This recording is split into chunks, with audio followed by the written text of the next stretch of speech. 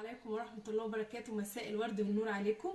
لو أول مرة تشوفيني معاكي مطبخ رشا غمري، خشي اشتركي في القناة عشان إن شاء الله يوصلك كل جديد، ودوسي لايك وشير علشان إن شاء الله الفيديو ده يوصل لأكبر عدد ممكن. احنا هنعمل معانا النهاردة بقى ايه، جو ساقعة، فقلنا نعمل معانا كرومب. طبعا الكرومب ده أحلى حاجة تاكليها في الشتاء. تعالوا بينا نشوف بقى الكرومباية. ماشي، أنا معايا الكرومبة اهي. طبعا هي عشان ما شاء الله كبيرة، فأنا ما عنديش ايه يعني حل إن أنا ممكن كنت أقورها من النص وأنزلها كلها، فأنا ايه بفردها كده من بعض.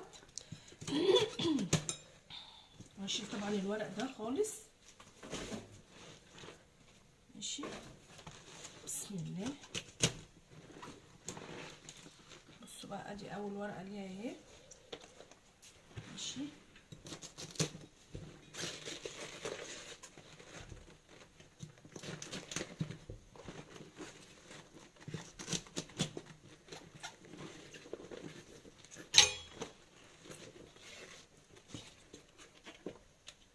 طبعا انا بدني اقطعها كلها زي ما انتم شايفين كده لحد لما اوصل للاخر خالص. بصوا بطلع معايا الورقه بكل سهوله زي ما انتم شايفين كده.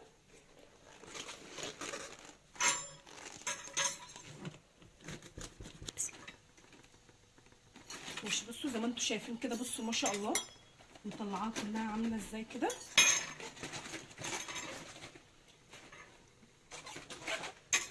بعدين الاخر ورقه اعمل زي ما انتم شايفين كده اهو. بصوا هتطلع معاكم سليمه ان شاء الله، ما فيهاش اي حاجه ولا تكسرات ولا اي حاجه.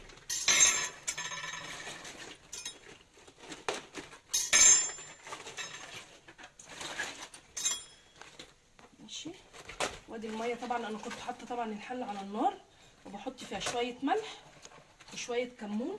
الكمون بيديها ريحه حلوه قوي وطعم حلو، وعشان طبعا الغازات وكده فالكمون حلو يعني للكرنب عامه، وللكرنبيط برضو حلو قوي. بصوا بدأني بقى لحد لما اوصل لاخر حاجه اللي هي الوزه اهي. بصوا خلصنا الكرنب. بصوا انا معايا الميه اهي، انا حطيت فيها معلقه كمون صغيره ومعلقه ملح. هبتدي بقى اسقط كده. بسم الله.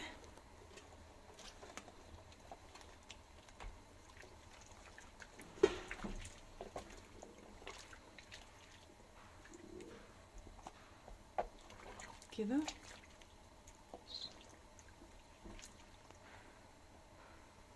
طبعا المفروض انا هطلعه على ميه ساقعه وبعد كده ايه هحطه في المصفى عشان بس اوقف السوا بتاعه. بصوا معايا استوى اهو. انا طبعا بدوس عليهم بايدي كده اهو بلاقيها استوت. ماشي،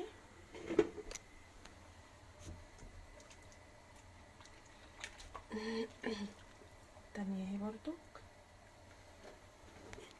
ماشي، هسقط غيرهم اهو. بسم الله.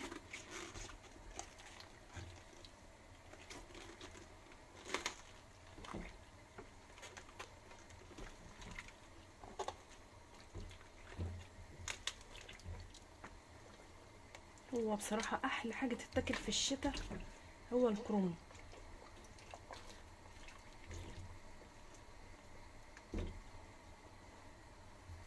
ماشي، وبصوا معايا الاتنين التانيين كمان اهم. انا بحط اتنين اتنين عشان ايه، هي ما شاء الله الورقة كبيرة فاعرف بس انزلها. ماشي، ادي التانية كمان اهي. ماشي، بسم الله.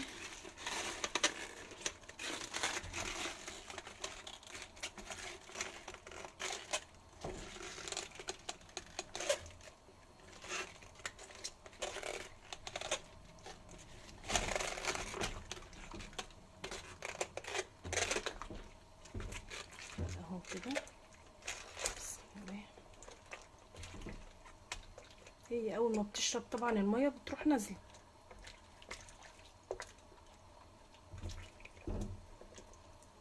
ماشي، بصوا انا خلصت الكرنب اهي. ماشي، لسه بقى هقطعها معاكم. فايه انا قلت بس احط التخديع على النار. انا معايا هنا البصل اهو فرمته في الكبه. ماشي، دوت حوالي كيلو الا ربع. ماشي. هحط عليهم 2 كيلو طماطم.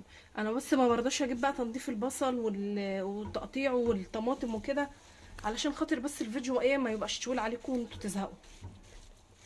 ماشي كده. انا حطيت هنا سمنه وحاطه زيت، يعني حاطه الاتنين. وهضيف طبعا للصلصه هنا، يعني لما اجي احط الطماطم انا مش هضيف ولا ملح ولا اي بهارات، انا هضيفها في الاخر خالص لما التسبيكه تخلص. ليه بقى؟ لان علشان طعم البهارات والكمون والفلفل والبهارات كله هيروح لما يتحط. لما تخلص هيبقى احلى. انا هحط بس هي معلقه سكر، ومعلقه السكر دي على اي صلصه على فكره بتدي طعم حلو جدا وحلوه، وما بتحسيش طبعا بحموضه ولا اي حاجه في الطماطم. هشوح البصلايه كده لحد بقى ايه ما تحمر معايا، وهوريها لكم طبعا تاني. وبعد كده ايه هنطش الطماطم عليها.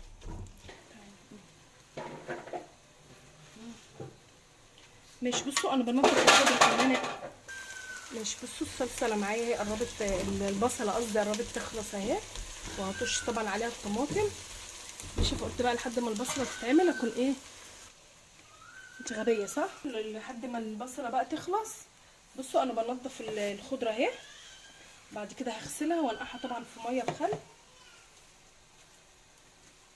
ماشي. بنضفها اهو كده.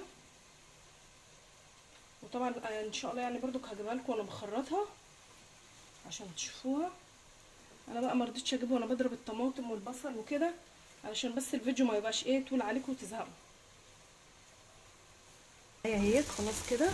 انا مش عايزاها تحمر ان هي تتحرق، لا انا عايزاها اللون ده حلو كده. ماشي. بسم الله.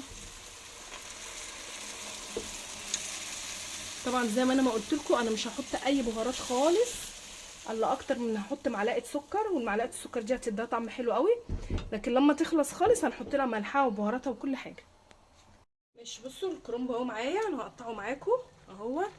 ماشي. انا طبعا حطيت التغذيه على النار، ونقحت كمان الخضره في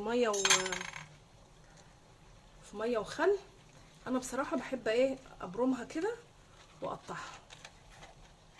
ماشي. انا بس هقطع العروق اللي هي التخينه دي كمان. بصوا كده اهو. ودي برضو بحتاجها بقفل بيها برضو لو انا في حته عندي صغيره ولا حاجه. ماشي.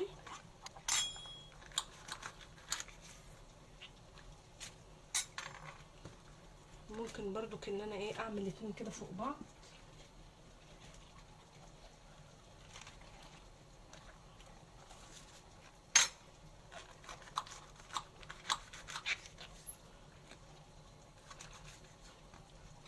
اعمل اتنين كده فوق بعض. ماشي. واروح لفهم كده اهو، وابتدي ايه اقطع فيهم.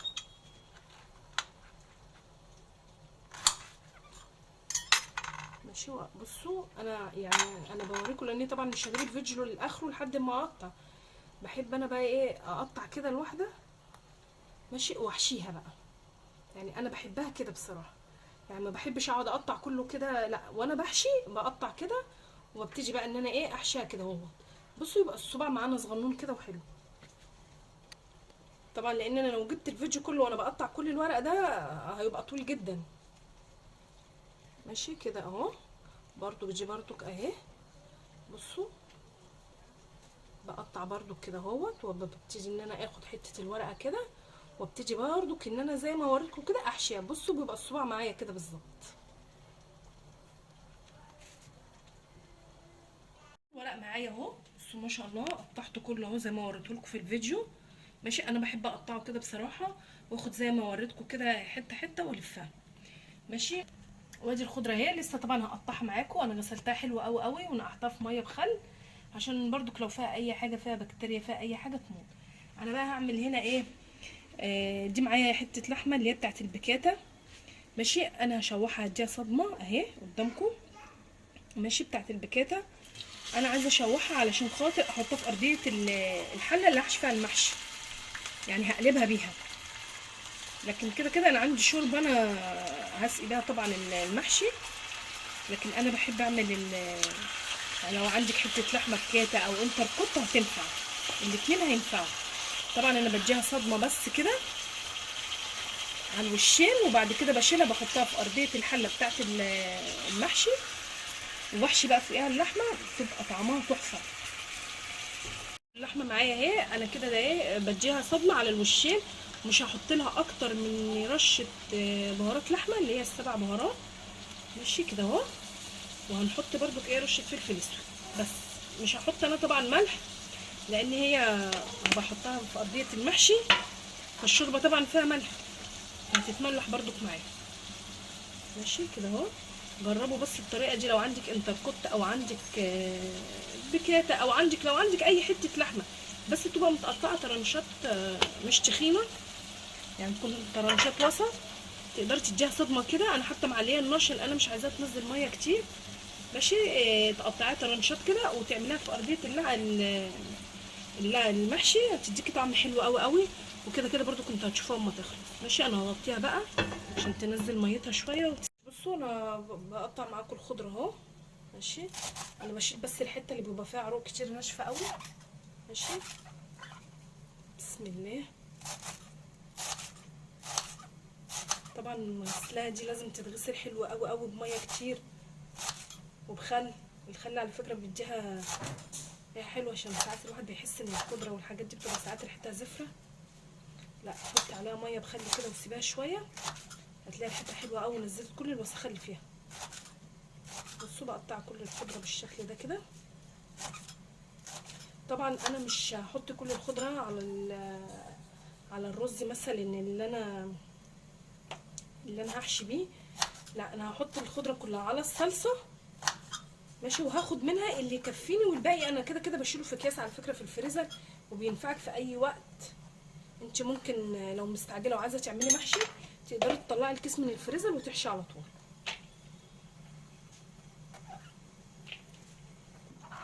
اهي الحته الناشفه اللي انا بقطعها دي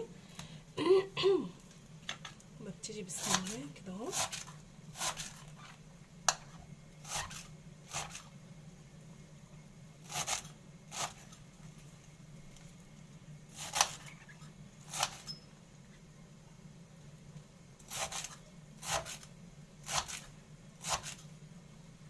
طبعا انا هقطع كل الخضره زي ما انتم شايفين كده وايه وارجع لكم تاني. بصوا الصلصه معايا خلصت اهي. ماشي هحط لها بقى ايه البهارات بتاعتها. انا زي ما قلت لكم في اول الفيديو انا ما حطيتش الا هي معلقه سكر بس، وحطيت معلقه بابريكا. ماشي انا هحط بقى دلوقتي الملح. ماشي وهنشوف برضو ايه هي هتبقى محتاجه ملح تاني ولا لا. وهحط هنا ال7 بهارات بتديها طعم تحفه وجميله جدا. جربوها، انا حطيت معلقه كبيره، جربوها وان شاء الله هتعجبكم. ماشي ومعايا برضو هنا معلقه كبيره كمون. وانا طبعا هحط الخضره وهديها تقليبه مع بعض. وزي ما قلت لكم ده فلفل اسود اهو برضو معلقه. ماشي انا زي ما قلت لكم ان انا ما بستعملش كل التخديعه دي، لا انا ممكن اخد على قد ما انا محتاجاه، والباقي هشيله في الفريزر في اي وقت تطلعيه بقى، يتعمل بيه محشي، يتعمل بيه ممبار، يتعمل بيه اي حاجه. ماشي انا هحط الخضره كلها اهي. ماشي واخليها تاخد غلوه مع بعض.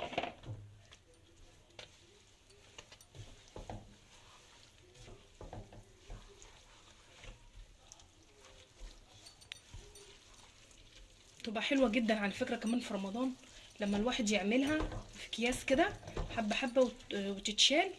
لو انت بقى تعملي محشي في رمضان، طبعا انتوا عارفين ان رمضان بيبقى صعب ان الواحد يقعد يعمل تغذيه ويعمل ده كله في نفس اليوم. انا هسيبها بقى كده تاخد غلوه مع بعض، وبعد كده ان شاء الله هوريكم بقى واحنا بنحشي المحشي مع بعض. الصلصه معايا خلصت اهي. انا بقى هاخد على قد ما انا ايه عايزه بس على الرز طبعا انا منقيه وغسلاه حلو. ماشي بسم الله. طبعا هقلب بقى اشوف ايه لو محتاجه تاني ولا لا. انا بصراحه بحب اعمله كده. ليه بقى؟ لان ساعات كتير قوي بيتبقى صلصه حرام عليا، فبروح شايلها طبعا، احطها في كيس وشايلها على طول في ازود كده معلقه صلصه.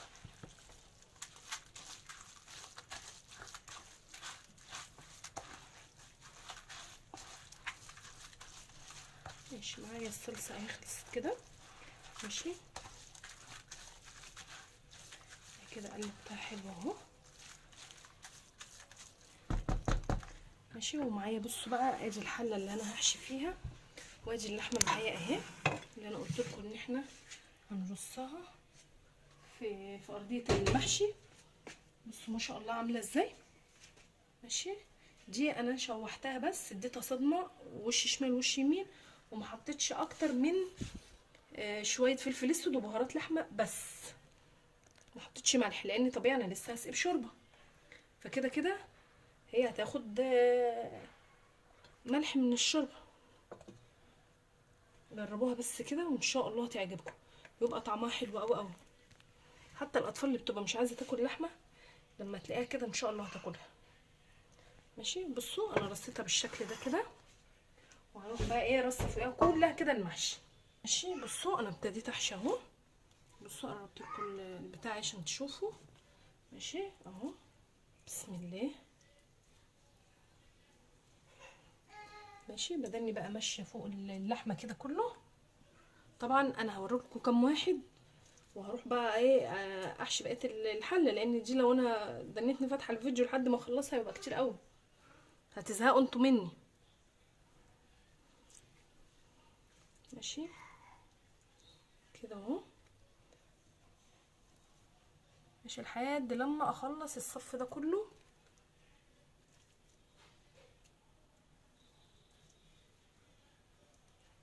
ماشي كده ادني ماشيه واحده واحده كده لحد لما اخلص كل الحله بقى زي ما انا عايزاها، بقى نصها لاخرها زي ما انتوا عايزين.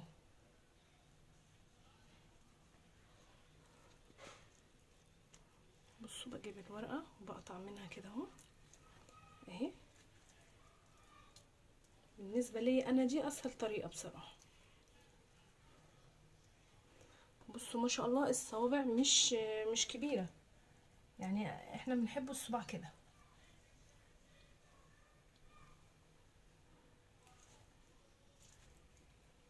بصوا الصباع ما شاء الله ظنوني ازاي. انا بقى ما بحبش اقعد اقطع واحط فوق بعضه، لا انا برص كده زي ما انتم ما شفتوني كده في الفيديو بقى ايه. ده بالنسبه لي اسهل طريقه. مش هخلص بقى معايا بقيه المحشي وهرجع لكم. ادي بقى المحشي اهو بعد ما لفيته. ماشي، انا ما رضيتش الفها الاخيره طبعا علشان احنا لو بقت حاجه ما يعني مش بيبقى بايت حلو، فهسقيه بقى بالشوربه كده. انا كان عندي طبعا شوربه في الفريزر. بسم الله. وبحب قوي احط له طبعا معلقتين، لو عندك سمنه بلدي ممكن تحط له معلقتين على الوش بيديله طعم حلو قوي.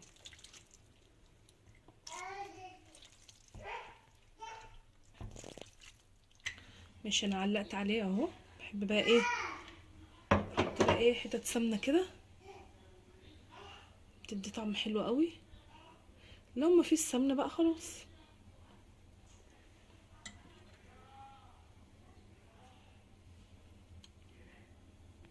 ان شاء الله اول بقى ما يستوي انا هوريه لكم وهنقلبه مع بعض. بصوا المحشي معايا خلص اهو. انا هقلبه معاكم بقى دلوقتي اهو. ماشي، بسم الله. قلبته معاكم اهو، بس هسيبه بس دقيقتين وبعد كده نشيل الحله. ماشي، بصوا بسم الله. بصوا اللحمه اهو، بس شكله ما شاء الله عامل ازاي. بصوا شكلها تحفه وريحتها جميله جدا. طبعا انا عملت جنبها شويه لسان عصفور اهمت. ماشي، بصوا الجمال. ان شاء الله تجربوه ويعجبكم. بصوا اللحمه اهي مستويه دايبه خالص. بصوا بتتقطع بايدي اهي. بصوا طبعا هي عشان سخنه جدا. بصوا انا مش عارفه اقطعها عشان هي سخنه جدا.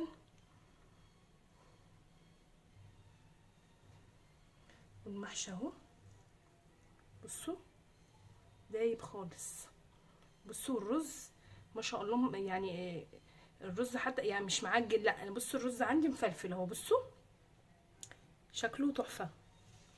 ان شاء الله تعملوه وتجربوه، وان شاء الله انتظروني في فيديو جديد، واسيبكم في حفظ الله.